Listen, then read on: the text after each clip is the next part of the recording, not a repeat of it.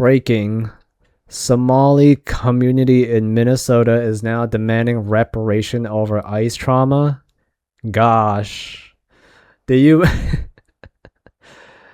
like they didn't made enough money from stealing or fraud? Like they made millions. There was that one dude that was on a yacht. He was in Dubai just chilling while drinking his gold champagne and wearing his gold jewelry. Well, what do you mean you're demanding reparation? Why we don't owe you anything? It's our tax dollars. Why we gotta give you any crap? Like, are these people illegals? Do they have citizenship? Program fits into our criteria. Oh my god, it's a beaver. Of small business owners, not those who make 200,000 and above. We don't make that much amount. We have been suffering since the crisis of ICE. We also demand an immediate help to evictions, so families are not. They're demanding it. If you don't give it to them, they will end you. They will bring their might and obliterate the country. This is a demand. This is not an ask. This is not begging. It's demanding. They demand it. That means you have to give it to them. Push to homelessness during the crisis. Our community deserves accountability. Our community deserves safety. We need also justice for those who lost their lives defending the community. Leave programs. Jeez.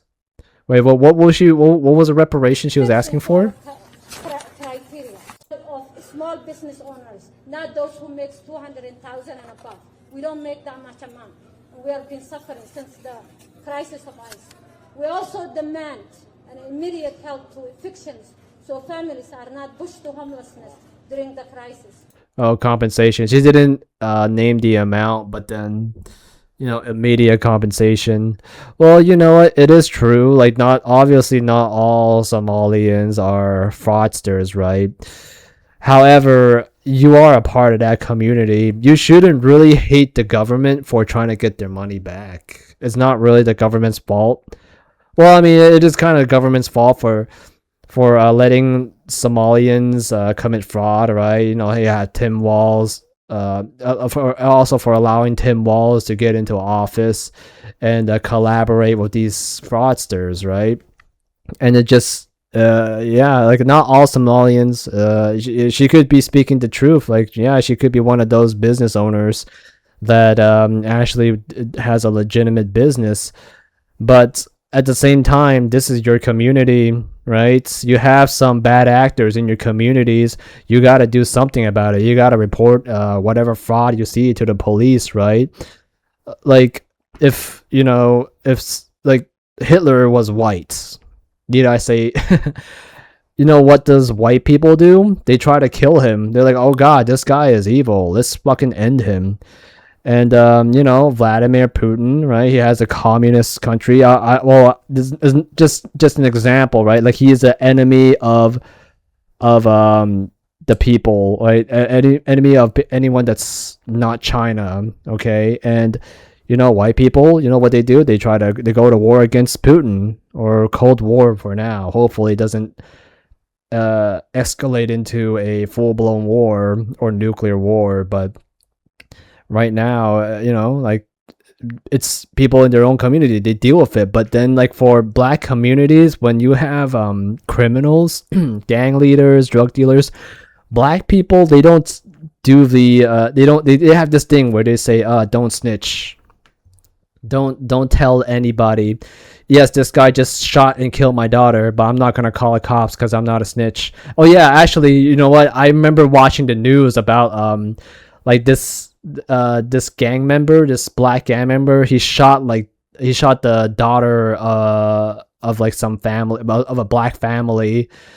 And then when the police came, the stupid mother of her dead daughter just said, oh, I'm not gonna tell you guys anything, I'm not a snitch.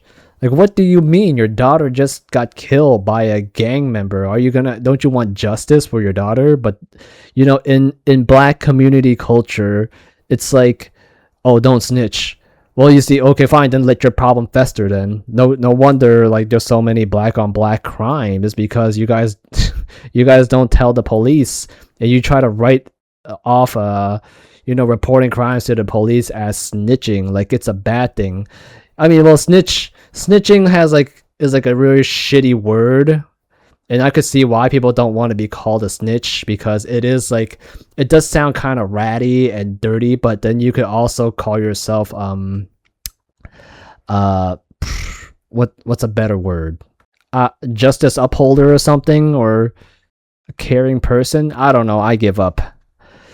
But then yeah, well, where was I going with this? Oh yeah, so yeah, you're not getting your compensation. You can dream about it all you want, right?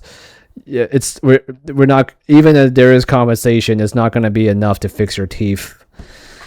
It's just so stupid. Like, we let you in our country, that's good enough. Like, now you're making demands. What kind of shit is that?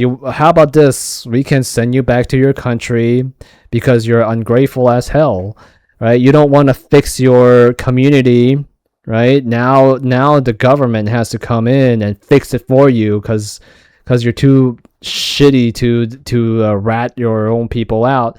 Yeah, I get it. Ratting your own people out, that's bad and all. But then when you're taking welfare and you're in the goodwill of the U.S. government, don't you feel like you have an obligation to help the person that help you? These fraudsters in these Somalian communities, they don't care about other people. They only care about themselves. You think they're splitting the fraud money with their community? You think it's like those movies where, oh yes, I care about my community. Let me give away my wealth to my community and give back to the community. No, it's not like that in real life. It's these fraudsters, once they make a bunch of money, they keep it for themselves, right? You think they would? How else would they afford to go to Dubai and ride on yachts and drink Dom Perignon? So overall, right? It's really, if you get stereotyped or people are treating you with prejudice, it's because it's pattern recognition. It's not so much. Well, it's not so much people just treating you like other fraudsters. It's people once like if you ever opened a business, right? Or if you ever went to a business for the first time, like let's say you go to a sushi restaurant first time, and then you have a bad experience on your first time. Will you go back there again? Probably not.